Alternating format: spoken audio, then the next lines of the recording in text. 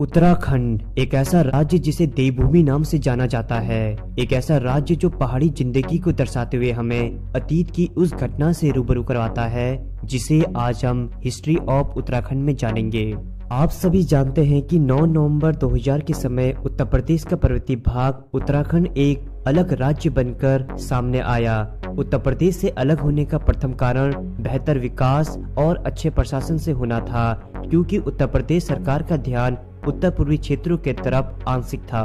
दूसरी वजह पहाड़ी लोगों की भाषा, रहन सहन और रिवाज उत्तर प्रदेश के लोगों से काफी भिन्न थे। इसी को ध्यान में रखते हुए पहाड़ी लोगों ने एक अलग राज्य उत्तराखंड की मांग करी। वैसे 1897 में इस मांग की शुरुआत होने लगी, जो कि 1947 यानी भारत के आजाद के बाद आगे बढ़ने लगी। दोस्तों, वीडियो के आगे बढ़ने से पहले मैं आपसे रिक्वेस्ट करूंगा कि आप इस वीडियो को ध्यानपूर्वक देखिए, क्योंकि इसी वीडियो में आज आपको उत्तराखंड डिवीजन का एक अभूतपूर्व इतिहास देखने को मिलेगा। सन 1815 तक ब्रिटिश साम्राज्य टिहरी रियासत को छोड़कर पूरे उत्तराखंड में बस चुका था। उसके बाद सन 1926 में कुमाऊं परिषद की स्थापना हुई। धीरे धीरे पहाड़ी जीवन की दास्तान को देखते हुए बद्रीदत्त पांडे जी ने हल्द्वानी में उत्तराखंड क्षेत्र की मांग के लिए आवाज उठाई, जिसमें अनुसुईया प्रसाद बहुगुणा ने कुमाऊं और गढ़वाल 2 अलग यूनिट की मांग रखी, और उस समय के Uttar Pradesh registrar council member Indira Singh Nayar ने भी सेपरेट डेवलपमेंट की बात करी थी। वैसे इस मांग के फेवर में पंडित जवाहरलाल नेहरू भी थे। 1947 की आजादी के बाद सन 1952 में उत्तराखंड के प्रथम व्यक्ति पीसी जोशी जी ने उत्तराखंड राज्य की मांग रखी, जो कि उत्तर प्रदेश के पर्वतीय क्षेत्र को मिलाकर एक अलग राज्य उत्तराखंड की डिमांड करते हैं। और 1955 के आते आते उत्तराखंड को अब उत्तर प्रदेश से अलग करने के प्रस्ताव की नींव मजबूत होने लग गई थी।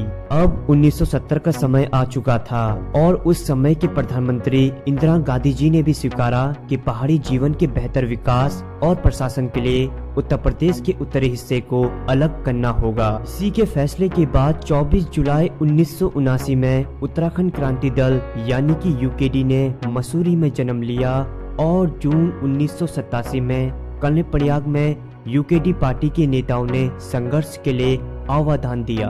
उत्तराखंड क्रांति दल के बाद हिंसक घटनाएं होना शुरू हो जाती है और समय आ जाता है 1 सितंबर 1994 का, जब खटीमा के अंदर पुलिस द्वारा आंदोलनकारियों पर लाठीचार्ज हो जाती है। और जैसे ही लाठीचार्ज की सूचना जब मसूरी में पहुंचती है तो 2 सितंबर 1994 में खटीमा लाठीचार्ज का शांतिपूर्ण तरीके से मसूरी के झूलाघर के पास जुलूस निकाला जाता है। राज्य सरकार या पुलिस के द्वारा गोलीबारियां अब चलाई जाती है, जिसमें 7 आंदोलनकारी शहीद हो जाते हैं और इन्हीं में 2 महिलाएं भी शहीद हो जाती हैं। अब मसूरी घटना के बाद उत्तराखंड के लोगों में आंशिक वेदना और गुस्से की लहर दौड़ जाती है। इसी के चलते अब शिक्षकों द्वारा स्कूल बंद किए जाते हैं और कर्मचारियों द्वारा सरकारी कार्यों का बहिष्कार भी किया जाता है, और धीरे धीरे लोग संसद घेराव के लिए दिल्ली की तरफ निकलते हैं। लेकिन किसको क्या पता था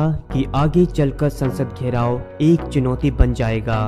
बात करें 2 अक्टूबर 1994 की, जब संसद घेराव के लिए उत्तराखंड के लोग दिल्ली की तरफ निकलते हैं। उस समय उत्तर प्रदेश के मुख्यमंत्री मुलायम सिंह यादव द्वारा आंदोलनकारियों को रोका जाता है।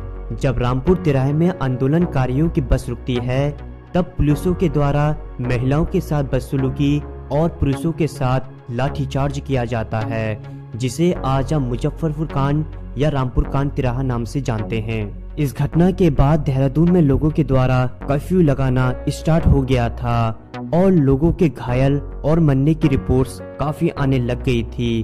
तब पहाड़ी लोगों के संघर्ष, बहादुरी और निरंतर बलिदानी को मध्य नजर रखते हुए PMSD देव गौड़ा ने लाल किला में स्थित नए राज्य उत्तरांचल को अनाउंस किया, और 1998 में बीजेपी गठबंधन ने उत्तरांचल बिल को उत्तर प्रदेश सरकार की तरफ भेजा, और उत्तर प्रदेश सरकार ने फिर इसे सेंट्रल गवर्नमेंट को भेजा, और 1 अगस्त 2000 में लोकसभा ने इस बिल को पास किया, और 10 अगस्त 2000 में राज्यसभा ने भी इस बिल को एक्सेप्ट कर दिया था। और उसके बाद 9 नवंबर 2000 में उत्तरांचल 27वां राज्य बनकर भारत के मैप में उभर कर आया। दोस्तों, उत्तराखंड को उत्तर प्रदेश से अलग करने के लिए पहाड़ी लोगों ने अपना जीवन बलिदान किया। धन्य है ऐसे लोगों के साहस और पराक्रम का, जिनके वजह से उत्तराखंड के रीति रिवाज, संस्कृति और सभ्यता आज भी बरकरार है। और इसी संस्कृति और सभ्यता से हमें पहाड़ी होने के साथ साथ एक अन्य राज्य का नागरिक होने का भी गर्व मिलता है। दोस्तों, अगर आपको मेरी यह वीडियो पसंद आई हो तो लाइक और कमेंट्स जरूर कीजिएगा, क्योंकि आपका एक लाइक और एक कमेंट्स मुझे अंदर से मोटिवेट करता है। दोस्तों, आज के एपिसोड में बस इतना ही। मेरा नाम है संदीप। फिर मिलेंगे एक नए एपिसोड में।